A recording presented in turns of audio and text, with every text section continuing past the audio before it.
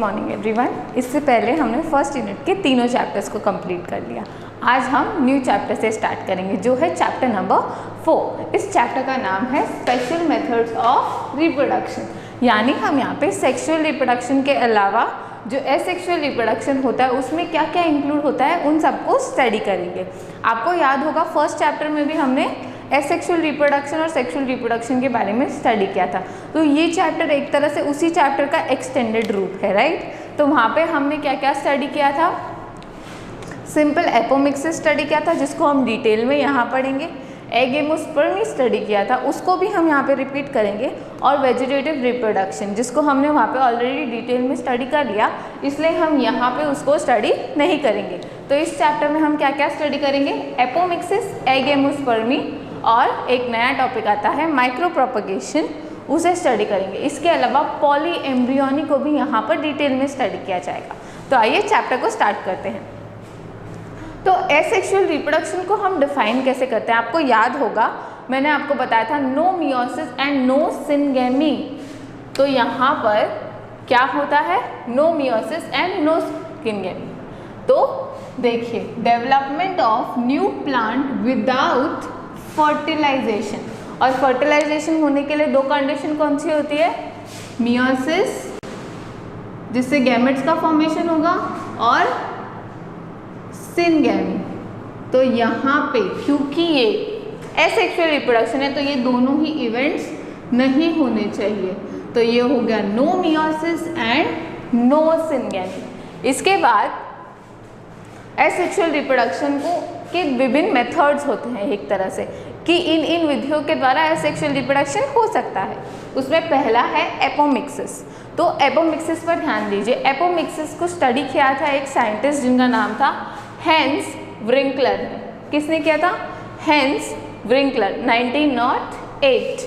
इन्होंने asexual reproduction apomixis को define कैसे किया, इन्होंने बोला कि जब किसी नए प्लांट का फॉर्मेशन विदाउट मियोसिस और विदाउट फर्टिलाइजेशन यानी नो मियोसिस और नो फर्टिलाइजेशन के द्वारा अगर किसी नए प्लांट का फॉर्मेशन होता है तो उस टाइप का मेथड या उस टाइप का जनरेशन का मेथड क्या कहलाता है, एपोमिक्सिस।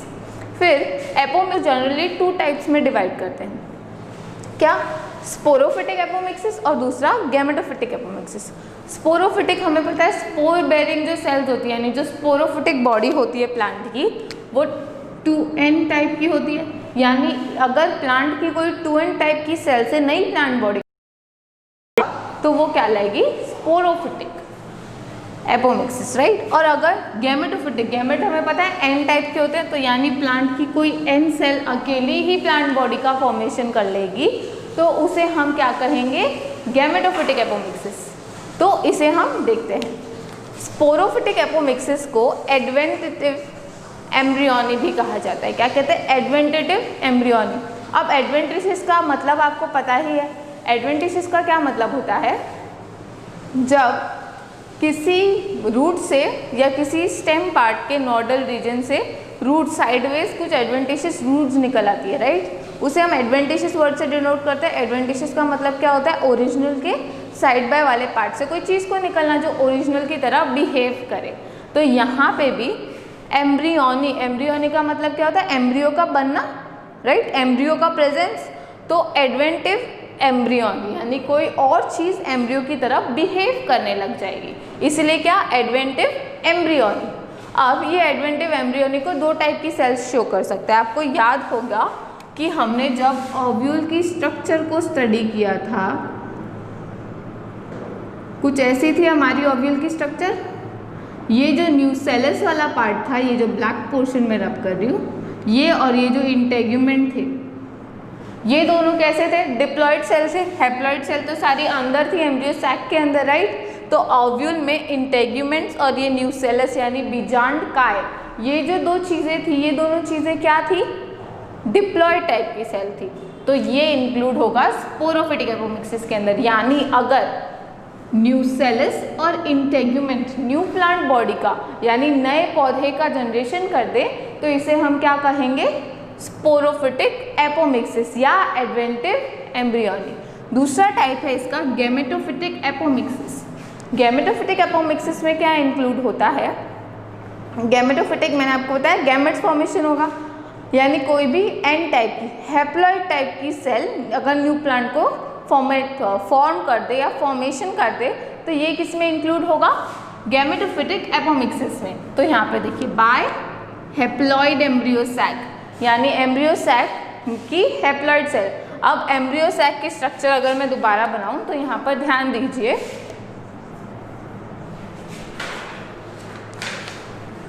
ये है हमारा एम्ब्रियो सैक। सेंटर की जो सेल होती है ये तो 2n होती है, तो ये पार्ट नहीं लेगी। नीचे की एग सेल होती है वो n होती है, सिनर्जिड होती है n होती है, और तीनों एंटीपोडल सेल हैप्लॉइड होती है। तो हैप्लॉइड सेल्स को मैं रेड कलर से मार्क कर रही हूँ। तो ये हो गई हैप्लॉइड, ये हो गई हैप्लॉइड, ये हो गई, ये वाली हो गई, और ये। तो ये सेल्स हैं हमारे पास जो होती है हैप्लॉइड, जिनमें से एक की कौन सी है? एग, जो फीमेल गैमेटोफाइट को निर्धारित करती है या प्रदर्शित करती है। तो पहला टाइप है इसके अंदर बाय हैप्लॉइड एम्ब्रियो सैक में, अगर न्यू प्लांट बॉडी का फॉर्मेशन एग सेल से, किससे हो? इस एग सेल से हो, इस एग सेल से हो, तो वो क्या कहलाता है? पार्थेनोजेनेसिस कहलाता है, यानी एग खुद ही पोषण ग्रहण करके एम्ब्रियो में चेंज हो जाए बिना मेल गैमेटोफाइट के। तो ये एक्टिविटी क्या कहलाती है? पार्थेनोजेनेसिस। क्या कहलाती है? पार्थेनोजेनेसिस। ओके, ये वर्ड याद रखना। किससे होगा ये? अनफर्टिलाइज्ड एग से, यानी अनिषेचित अंडे से। अंडा कैसा है? हैप्लॉइड सेल है, यानी अंड कोशिका जो है हमारी वो कैसी है? हैप्लॉइड सेल है। तो कि किससे होगा? अनिषेचित अंड कोशिका से। फिर इसके अंदर दूसरा है हैप्लॉइड। अब यहाँ पे बची कितनी? 5 सेल बची। हैप्लॉइड एग ने तो पार्टिसिपेट कर लिया। अब एग के अलावा 2 सिनर्जिड हो गई, 1, 2, और 3 एंटीपोडल सेल, ये हो गई टोटल 5 सेल्स। ये पांचों भी हैप्लॉइड है। तो अगर ये पांचों डिवाइड कर ले या ये पांचों एम्ब्रियो की तरह बिहेव करने लग जाए पोषण को ग्रहण करके, तो ये कहलाता है एपोगेमी। क्या कहलाता है? एपोगेमी। किसके द्वारा? By any other haploid cell of embryo sac that is antipodal cell या सिनर्जिड्स। तो देख लिया कौन सी सेल पार्ट लेते हैं? दोनों सिनर्जिड जो एग सेल के आसपास प्रेजेंट होती है, और ऊपर ऑपोजिट की साइड में जो तीनों एंटीपोडल सेल्स प्रेजेंट है वो तीनों। अगर ये पांचों सेल पार्टिसिपेट करती है तो वो क्या कहलाता है? एपोगेमी। और अगर सिर्फ एग सेल पार्टिसिपेट करती है, अकेली फॉर्म करने लग जाती है एम्ब्रियो को, तो वो कहलाता है पार्थेनोजेनेसिस। और पार्थेनोजेनेसिस और एपोगेमी दोनों किस में इंक्लूड होते हैं? गैमेटोफिटिक एपोमिक्सिस में। तो इजी टॉपिक है, राइट? क्योंकि जो जो सेल्स हमने पढ़ी, हम इतने टाइप से ओव्यूल की स्ट्रक्चर को बहुत डिटेल में और अच्छे से पढ़ चुके हैं। बस हमें एक एक पार्ट याद रहना चाहिए और उसके क्या क्वालिटीज़ है या क्या फीचर्स है। उसके बाद एक साइंटिस्ट आए, प्रोफेसर पंचानन महेश्वरी। कौन? प्रोफेसर पंचानन महेश्वरी। ईयर क्या है इनका? 1950। ये जो ईयर मेंशन होता है ना, ये वो ईयर मेंशन होता है कि जिस रिलेट में हम इनको पढ़ रहे हैं वो काम उन्होंने इस साल में किया। जैसे यहाँ हमने हेंस रिंकलर के बारे में पढ़ा, तो 1908 में हेंस रिंकलर ने ये एपोमिक्सिस की डेफिनेशन दी। और ऐसे ही प्रोफेसर पंचानन महेश्वरी ने 1950 में एपोमिक्सिस को 2 टाइप्स में बांटा। अब देखिए इन्होंने क्या बोला, इन्होंने फ्लावरिंग प्लांट्स को स्टडी किया। और फ्लावरिंग प्लांट्स कौन होते हैं? जो कैसे किस में आते हैं? एंजियोस्पर्म्स में आते हैं, राइट? तो इन्होंने फ्लावरिंग प्लांट्स यानी एंजियोस्पर्म्स में एपोमिक्सिस को 2 टाइप से डिवाइड किया, या इन्होंने ऐसे बताया कि फ्लावरिंग प्लांट में एपोमिक्सिस 2 टाइप से होता है। 2 टाइप से कैसे? पहला है नॉन रिकरेंट, या इसे क्या कहते हैं? अनावर्ती एपोमिक्सिस या असंजनन। एपोमिक्सिस को हिंदी में असंजनन कहते हैं, राइट? तो पहला टाइप क्या है? नॉन रिकरेंट या अनावर्ती एपोमिक्सिस। अनावर्ती एपोमिक्सिस में क्या होता है? ये बेसिकली किसी भी हैप्लॉइड सेल से ही यहाँ पे रिप्रोडक्शन होना चाहिए। तो जो चीज़ें हमने गैमेटोफिटिक में पढ़ी गैमेटोफिटिक एपोमिक्सिस में पढ़ी वो सेम टू सेम इसमें इंक्लूड होती है। तो पार्थेनोजेनेसिस वाला पॉइंट इसमें इंक्लूड होता है। पार्थेनोजेनेसिस क्या था? हैप्लॉइड एग सेल एम्ब्रियो की तरह बिहेव करने लग जाती है। उसके बाद एक साइंटिस्ट आया जॉर्गेनसन। जॉर्गेनसन ने नॉन रिकरेंट में एपोगेमी को भी इंक्लूड कर दिया। उसने बोला नॉन रिकरेंट में महेश्वरी जी ने क्या कहा कि एग सेल पार्टिसिपेट करेगी, यानी पार्थेनोजेनेसिस वाली एक्टिविटी इसमें होगी। और जॉर्गेनसन ने क्या बोला, जब हैप्लॉइड सेल की बात कर ही रहे हो तो एम्ब्रियो सैक की बाकी की हैप्लॉइड सेल भी इसी में इंक्लूड होगी। तो बेसिकली नॉन रिकरेंट क्या है? हैप्लॉइड सेल्स के द्वारा होने वाला रिप्रोडक्शन या एपोमिक्सिस। और ये किसके साथ में सिमिलैरिटी लगता है? गैमेटोफिटिक एपोमिक्सिस के साथ में। फिर दूसरा टाइप क्या है? रिकरेंट या पुनरावर्ती एपोमिक्सिस। इसे क्या कहते हैं? पुनरावर्ती एपोमिक्सिस।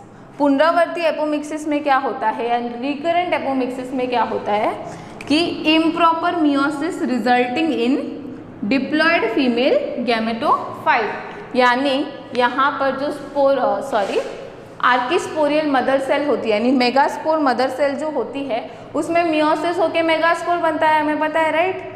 लेकिन यहाँ पर जब मियोसिस हो रहा होगा तो मियोसिस में कोई भी डिसजंक्शन या कोई भी इम्प्रॉपरिटी या इनफंक्शनैलिटी आ जाएगी, जिसकी वजह से क्या होगा, रिजल्टिंग में 2n मेगास्पोर बनेगा। 2n मेगास्पोर यानी डिप्लॉइड।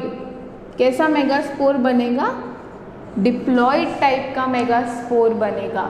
ये डिप्लॉइड टाइप का मेगास्पोर आगे जाके न्यू प्लांट बॉडी को प्रोड्यूस करेगा। अब डिप्लॉइड मेगास्पोर में भी दो टाइप्स है, यानी और दो टाइप्स आ गए इसके। क्या?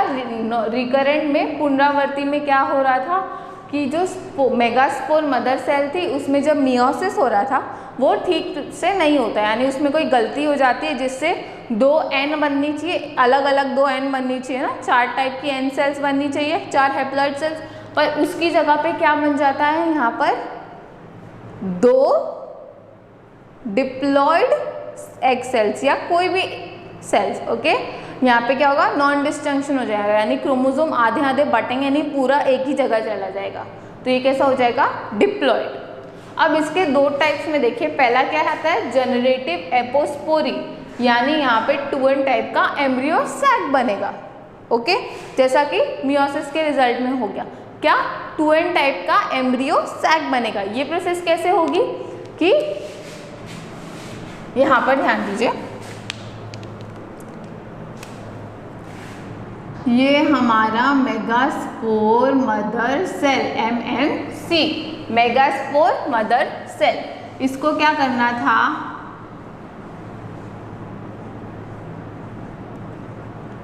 ऐसे करके 4 मेगास्पोर बनाने थे, पर इसने क्या कर दिया, इसने इनको छोड़ दिया और एक 2n टाइप का ही मेगास्पोर बना दिया। ये 2n टाइप का ही मेगास्पोर बन गया। कैसा? 2n टाइप का मेगास्पोर बना दिया। तो कौन करता है ये? आर्किस्पोरियम या प्रप्सु कोशिकाएं जो इनिशियल होती है, राइट। मेगास्पोर की भी इनिशियल होती है ये। इनसे 2n टाइप का एम्ब्रियो सैक बन जाएगा और उस 2n टाइप के एम्ब्रियो सैक से आगे एक न्यू प्लांट बॉडी बन जाएगी। और दूसरा क्या है? Somatic apospory. अब सोमैटिक का मतलब हमें पता है कि कोई सोमैटिक यानी जो पहले से 2n टाइप की सेल है वो पार्ट लेगी। अब ओव्यूल के आसपास पहले से 2n कौन है? एक तो बीजांडकाय और दूसरा क्या है? अध्यावरण, राइट। एक तो न्यूसेलस 2n है और दूसरा कौन? इंटेग्यूमेंट 2n टाइप का है। बाकी अंदर का एम्ब्रियो सैक तो ऑलरेडी हैप्लॉइड टाइप का है। यानी अगर न्यूसेलस और इंटेग्यूमेंट ग्रो कर ले और एम्ब्रियो बना ले तो ये क्या हो जाएगा? Somatic apospory. अब देखो, आपने जो चीज़ें पढ़ी वो ऊपर वाली से काफ़ी सिमिलैरिटी रखती है ना। कैसे रखती है? ऐसा नहीं है कि ये अलग अलग टाइप से, ये चीज़ें एक ही है, पर पहले इनको इस टाइप से बांटा गया, फिर महेश्वरी साहब ने आके इनको ए नाम दे दिए। ठीक है तो ये दोनों सेम ही, पर पहले इस नाम से पढ़ाया गया इनको बाकी सबको, फिर इन्होंने आके इनके नाम चेंज कर दिए। तो कंफ्यूज नहीं होना है कि पहले ये टाइप था अब इस टाइप में तो इसके जैसा सेम टू सेम आ गया, नहीं, ऐसा नहीं है। पहले इस नाम से पढ़ा जाता था या इस वर्ड कैटेगरी के अंदर रखा जाता था, फिर इनमें से एक एक चीज़ निकाल दी। यहाँ पर देखो, इसको भी इसके अंदर रख दिया गैमेटोफिटिक के अंदर, एपोगेमी को भी गैमेटोफिटिक में रख दिया। अब रिकरेंट में आने के बाद इसको बांट दिया ना, अलग अलग कर दिया इन सबको। नॉन रिकरेंट में इनको डाल दिया और रिकरेंट में उनको डाल दिया, अलग अलग कर दिया, राइट, बांट दिया। अब एपोमिक्सिस यहाँ पे खत्म नहीं होता। एपोमिक्सिस के 2 और टाइप हैं। उन 2 टाइप को बताने से पहले मैं आपको रिप्रोडक्शन के और मेथड्स के बारे में बताना चाहूँगी। एगेमोस्पर्मी जिसको हमने पहले पढ़ा था, तो इसको मैं आपको दोबारा से एक्सप्लेन कर देती हूँ क्योंकि मैंने आपको ऑलरेडी बहुत अच्छे से पढ़ाया है। फिर भी क्योंकि यहाँ पे आ गया है तो हम इसके बारे में छोटा सा ब्रीफ व्यू ले लेते हैं। ए यानी बिना, गैमो यानी बिना गैमेट्स के, स्पर्मी यानी सीड का फॉर्मेशन, यानी बिना गैमेट के फ्यूजन के अगर सीड का फॉर्मेशन हो जाता है तो ये क्या कहलाता है? एगेमोस्पर्मी। हिंदी नाम में क्या अर्थ है? ए निषेक, यानी अ का मतलब होता है बिना, निषेक यानी निषेचन के, बीजता यानी बीज का बनना। माइक्रो प्रोपगेशन को अपन थोड़ा सा डिटेल में देखेंगे और वेजिटेटिव प्रोपगेशन से तो हम अच्छे से वाकिफ हैं ही। तो इसके बाद अब हम क्या पढ़ रहे हैं? एपोमिक्सिस के और 2 टाइप्स। तो पहला कौन सा था? नॉन रिकरेंट, दूसरा रिकरेंट। ये दोनों तो महेश्वरी साहब ने बताया, ठीक है, प्रोफेसर पंचानन महेश्वरी। इसके बाद में इसके 2 टाइप्स और आते हैं।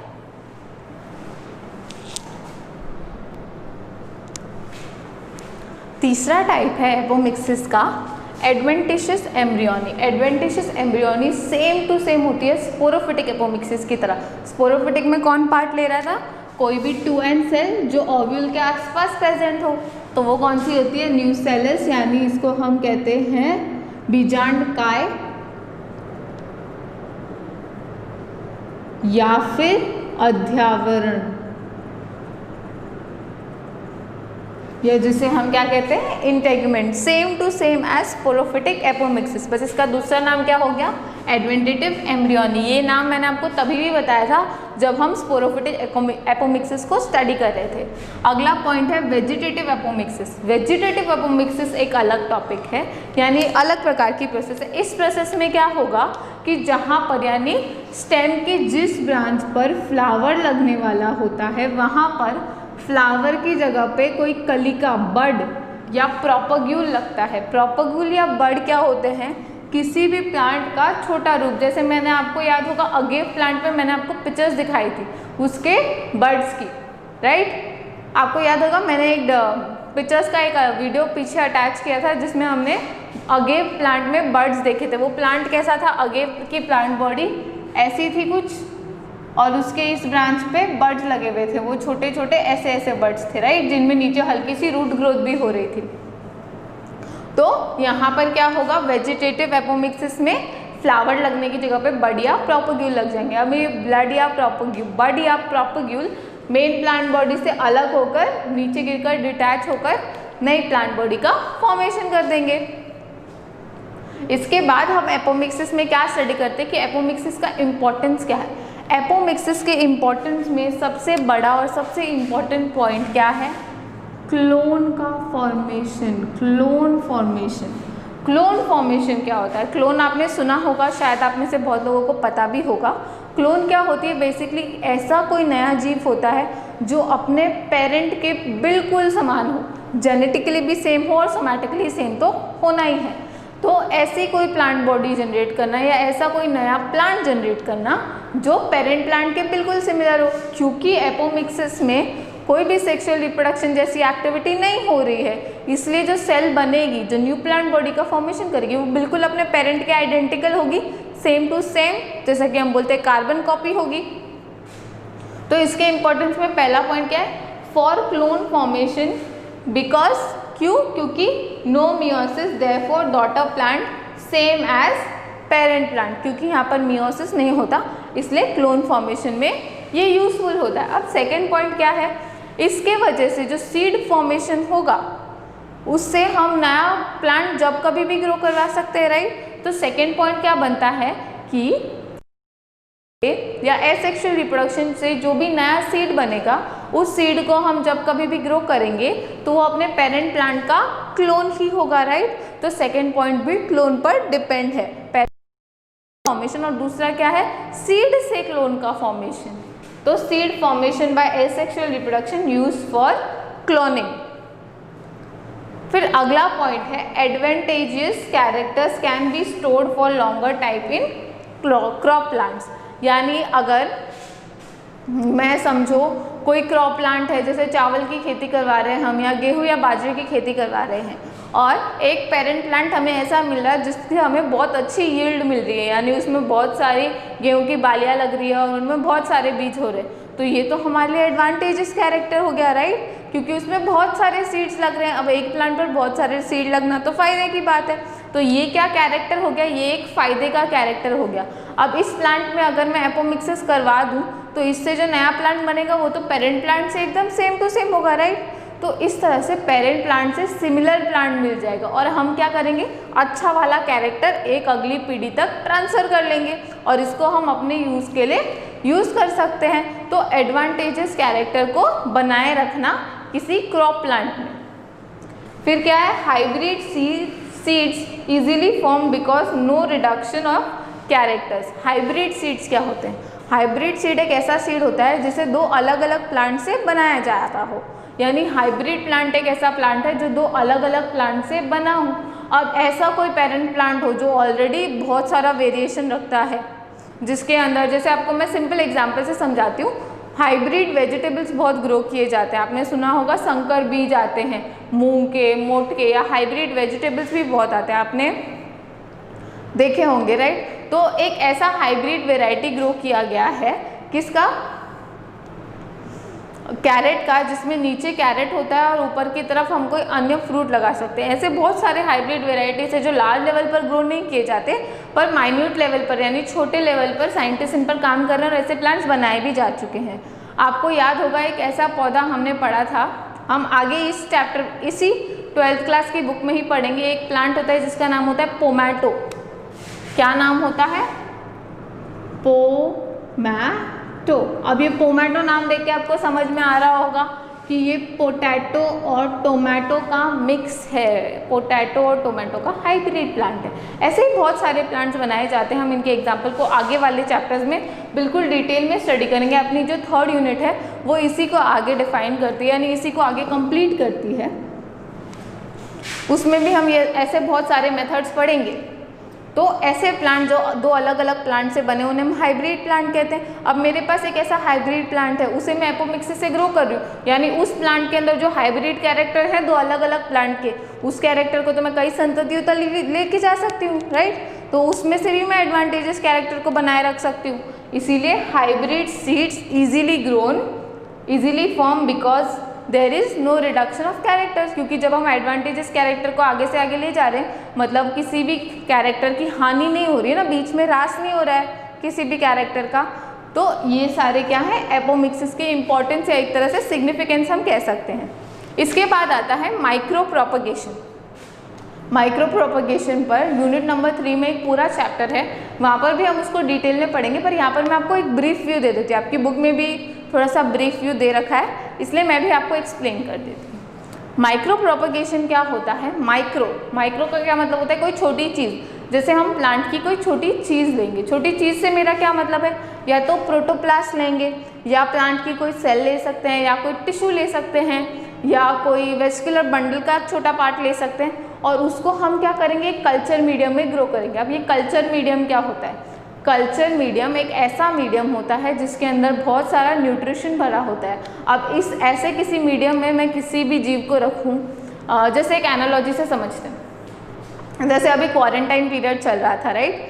तो इसीलिए क्या थे, सब घरों में बंद थे और सबने अपने अपने घरों में खाना स्टोर कर लिया था, राइट। तो घर में जितना बहुत सारे रिसोर्सेज थे, लोग उसी रिसोर्सेज पर फीड करते गए, और अब आपने नोटिस किया होगा कि बहुत सारे लोग मोटे हो चुके हैं, राइट। क्यों, क्योंकि रिसोर्सेज बहुत सारे थे और एक जो बॉडी थी, एक इंसान की जो बॉडी थी वो पहले एक साइज़ की थी, पर न्यूट्रिशन को गेन करते उसने अपना साइज़ काफ़ी ग्रो कर लिया है। इसी सेम मेथड पे क्या करते हैं हम, सेल को ग्रो करते हैं। जैसे कोई सेल था या कोई प्रोटोप्लास्ट था या कोई भी चीज़ थी, उसको मैंने कल्चर मीडियम में रख दिया, एक ऐसा मीडियम दे दिया जिसमें खूब सारा खाना है। अब वो उसमें बैठे बैठे क्या करेगा, खाने को गेन करेगा तो क्या करेगा, डिवाइड होगा और मोटा होता जाएगा। तो इस तरह से हमारे पास एक अनडिफरेंशिएटेड यानी उसी की जैसी बहुत सारी सेल्स का एक गुच्छा बन जाएगा। उस गुच्छे को हम क्या कहते हैं, कैलस। क्या कहते हैं, कैलस। CALLUS, कैलस क्या है, अनडिफरेंशिएटेड सेल्स का मास है। अनडिफरेंशिएटेड सेल जैसे कोई मोटा होता है तो उसमें से फैट भर जाता है ना, तो वो तो डिफाइंड सेल हो गया। पर क्योंकि मैं एक सेल को ग्रो करवा रही हूँ तो ये इसी की जैसी बहुत सारी सेल्स का गुच्छा बन गया। अब इस गुच्छे में ना कोई लीफ है, ना कोई रूट है, ना कोई ब्रांच है, राइट। तो अनडिफरेंशिएटेड हो गया ना। अब इस कैलस से हम एक प्लांट बना सकते हैं। तो क्या हो गया, कल्चर मीडियम में रखने का रिजल्ट मैं आपको बता रही हूँ। तो कल्चर मीडियम में रख के ग्रो करवाया। तो देखिए यहाँ पे, अगर ये लेबोरेटरी में किया गया है किसी इंस्ट्रूमेंट के अंदर, तो इसे क्या कहते हैं, इन विट्रो या पात्र संवर्धन, किसी पात्र में संवर्धन करना, या इंग्लिश में इस टर्म को कहते हैं इन विट्रो। तो उससे हमने क्या किया, कल्चर प्लेट में या पेट्री डिश में कल्चर मीडियम रखा, उसमें सेल को ग्रो करने दिया और क्या कर लिया, कल्चर का फॉर्मेशन कर लिया, तो उससे कैलस बन गया। फिर जब हमें ज़रूरत लगी हमने कैलस को उचित और माध्यम दे दिया और हार्मोन दे दिए, जिसके वजह से उसने एक प्लांटलेट का मतलब क्या होता है, एक छोटा पौधा जिसे हम सैपलिंग भी कहते हैं, उसने वो ग्रो कर लिया और फिर उसे हम प्लांट कर सकते हैं। एग्जाम्पल है इसका ऑर्किड्स, क्राइसेंथेमम जैसे प्लांट्स में, काफ़ी और सारे प्लांट्स में माइक्रो प्रोपगेशन करवा के काफ़ी अच्छे रिजल्ट्स पाए गए हैं। तो इस माइक्रो प्रोपगेशन को हम आगे भी स्टडी करेंगे। बस ये तो सिंपल आपको समझाने के लिए ब्रीफ व्यू था। इसके बाद जो हम टॉपिक स्टडी करेंगे, जो इस चैप्टर का लास्ट टॉपिक है, वो है पॉली एम्ब्रियोनी। आपने फर्स्ट चैप्टर में भी थोड़ा सा इसके बारे में पढ़ा था, अब हम डिटेल में पढ़ेंगे।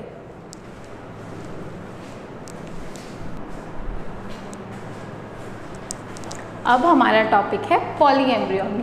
पॉली एम्ब्रियोनी को हिंदी में बहुभ्रूणता भी कहते हैं। इसका क्या मतलब हुआ कि एक ओव्यूल के अंदर बहुत सारे भ्रूण का निर्माण, यानी बहुत सारे एम्ब्रियोज का फॉर्मेशन। जैसे many embryos found in a single seed, एक ही बीज के अंदर कई सारे एम्ब्रियो। जैसे हमने नॉर्मली जो सिचुएशन देखते हैं उसमें से एक सीड में से एक ही पौधा निकलता है। पॉली एम्ब्रियोनी की कंडीशन में क्या होता है, बहुत सारे एम्ब्रियो होते हैं। तो कई बार तो ये एम्ब्रियो पहले ही नष्ट हो जाते हैं और कई बार ये एक साथ यानी एक ही बीज से बहुत सारे पौधे निकलते हैं। ये क्वालिटी जिम्नोस्पर्म यानी अनावृत बीजों में तो बहुत कॉमन है, लेकिन एंजियोस्पर्म यानी आवृत बीजों में ये बहुत रेयर है। कभी कभी देखने को मिल जाती है, पॉली एम्ब्रियोनी ज़रूर मिल जाती है, लेकिन ये जो एक साथ एक ही सीड से बहुत सारे प्लांट के ग्रो होने वाली कंडीशन है, वो सिर्फ वांडा नाम के एपिफिटिक प्लांट में पाई जाती है। ये एक और वांडा नाम का प्लांट एपिफिटिक होता है। एपिफिटिक यानी दूसरे पौधों के सहारे, यानी दूसरे पौधों पर ग्रो करता है और इनके सहारे ही अपना जीवन व्यतीत करता है। तो ये कंडीशन किस में मिलती है, वांडा नाम के प्लांट में। और बाकी सारे एंजियोस्पर्म में क्या होता है, खाली एक ही अलाइव रहता है, वन एम्ब्रियो अलाइव जर्मिनेशन के समय, और बाकी ये जो एम्ब्रियो। फिर पॉली एम्ब्रियोनी को सबसे पहले साइंटिस्ट थे एंटोनी वॉन ल्यूवेनहुक। आपने पिछली साल 11th में भी इनका नाम बहुत पढ़ा होगा। एंटोनी वॉन ल्यूवेनहुक 1719 में इन्होंने ऑरेंज यानी संतरे के पौधे में सबसे पहले पॉली एम्ब्रियोनी को देखा। और पॉली एम्ब्रियोनी प्लांट्स और एनिमल्स दोनों में पाई जाती है। एनिमल्स का एग्जाम्पल दूँ तो जैसे जुड़वा बच्चे, राइट, तो एक ही वुम में एक साथ दो बेबीज मिल जाते हैं, राइट। और बाकी सारे एनिमल्स में भी इसके बहुत सारे एग्जाम्पल है। अब हम प्लांट्स के लिए स्टडी करें तो प्लांट्स के लिए ही कंटिन्यू करते हैं। तो ये बेसिक इसका तो मैंने आपको समझा दिया, पर ये होती क्यों है, ये पॉली एम्ब्रियोनी होती कैसे है, तो इसको समझते हैं। 4 तरीके से हो सकती है। पहला क्या है, by cleavage of pro embryo, यानी जो प्राक भ्रूण बना वो खुद 2 भाग में टूट गया और वो दोनों ही अलग अलग एम्ब्रियो बना लिए। तो देखिए ऐसा कहाँ होता है, यूलोफिया नाम का ऑर्किड है, उसमें प्राक भ्रूण टूटता है। अब ये टूटने की प्रक्रिया भी 3 प्रकार से हो सकती है। कैसे, एक तो एग सेल जो होती है जो आगे जाके भ्रूण बनाएगी, वो क्या कर सकती है, वो इरेगुलर तरीके से यानी अव्यवस्थित तरीके से 2 भागों में टूट जाती है और एक भाग ऊपर न्यूसेलस यानी बीजांड काय की ओर चला जाता है और वो बीजांड काय की मदद से एम्ब्रियो में चेंज हो जाता है। दूसरा क्या है, आउटग्रोथ इन प्रो एम्ब्रियो। तो जो उसमें कोई अतिवृद्धि निकल गई और वो अतिवृद्धि एक बड़ा रूप लेके स्वतंत्र भ्रूण का निर्माण कर लेगी। और लास्ट तरीका क्या हुआ, filamentous embryo divided into branches. Filamentous embryo का क्या मतलब हुआ, यानी हम जानते हैं, हमने देखा था कि कुछ ऐसी स्ट्रक्चर होती है प्राक भ्रूण की, राइट, यहाँ से थोड़ा सा मुड़ा हुआ होता है, याद होगा आप लोगों को। तो ये एम्ब्रियो क्या होता है, बहुत पतला और तंतुमय बनता है। इसके तंतुमय बनने से क्या हो जाता है, इसकी शाखाएं निकल जाती है और वो प्रत्येक शाखा एक नए भ्रूण का रूप ले लेती है। इसीलिए filamentous embryo divided into branches, तंतुमय प्राक भ्रूण शाखाओं में टूट जाता है। उसके बाद दूसरा तरीका क्या है, egg cell plus some other cells develop into embryo, यानी अंड कोशिका के साथ साथ कोई और सेल भी एम्ब्रियो यानी भ्रूण निर्माण में भाग लेती है।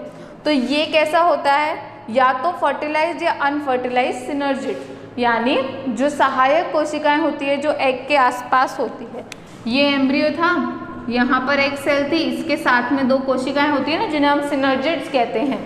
वो दोनों में से कोई भी एक और भ्रूण का रूप ले सकती है। कैसे, या तो निषेचन के बिना ही या निषेचन होने के पश्चात भी। निषेचन होने के पश्चात ऐसा एरिस्टोलोकिया नाम का पौधा है उसमें पाया जाता है, और बिना निषेचन के आर्जिमोन नाम का पौधा है उसमें पाया जाता है। क्या होती है, सिनर्जिड्स डेवलप हो जाती है किसमें, एम्ब्रियो में, या तो हैप्लॉइड कंडीशन में भी हो सकती है और डिप्लॉइड कंडीशन में यानी निषेचन के बाद भी कर सकती है। तीसरा तरीका है बाय वन और मोर एम्ब्रियो सैक इन ओव्यूल, जैसे एक ही ओव्यूल था उसके अंदर अधिक एम्ब्रियो सैक आ गए। जैसे ये एक ओव्यूल है और इसके अंदर यहाँ एक, यहाँ एक, यहाँ एक, यहाँ एक, यहाँ एक, ऐसे करके बहुत सारे एम्ब्रियो सैक। एम्ब्रियो सैक क्या है, अपनी ये कोशिकीय स्तर जो है ना, ये बहुत सारे बन जाए जिसकी वजह से पॉलीएम्ब्रियोनी हो सकती है। फिर क्या है last, by activity of sporophytic cells in ovule, यानी ओव्यूल के आसपास की कोई स्पोरोफिटिक यानी 2n प्रकार की डिप्लॉइड प्रकार की कोशिका मदद कर दे। कौन कर सकता है, सबसे पास में बीजांड काय होता है तो न्यूसेलस हेल्प करता है। यहाँ पे देखिए एडवेंटिशियस एम्ब्रियोनी भी कहते हैं इसको, आपको याद होगा, बाय एडवेंटिशियस एम्ब्रियोनी। और इससे पहले अभी जो हमने पॉइंट पढ़ा, बाय वन और मोर एम्ब्रियो सैक इन ओव्यूल, यानी ओव्यूल के अंदर एक या उससे अधिक एम्ब्रियो सैक हो सकते हैं। ऐसा किस पौधे में पाया जाता है, कैजुराइना मोंटेना नाम का एक पौधा है जिसमें ये कंडीशन पाई जाती है। तो था ना ये बिल्कुल एकदम सिंपल सा और इजी सा टॉपिक। तो इसी के साथ ही हमारा चैप्टर नंबर 4 कंप्लीट होता है और हमारी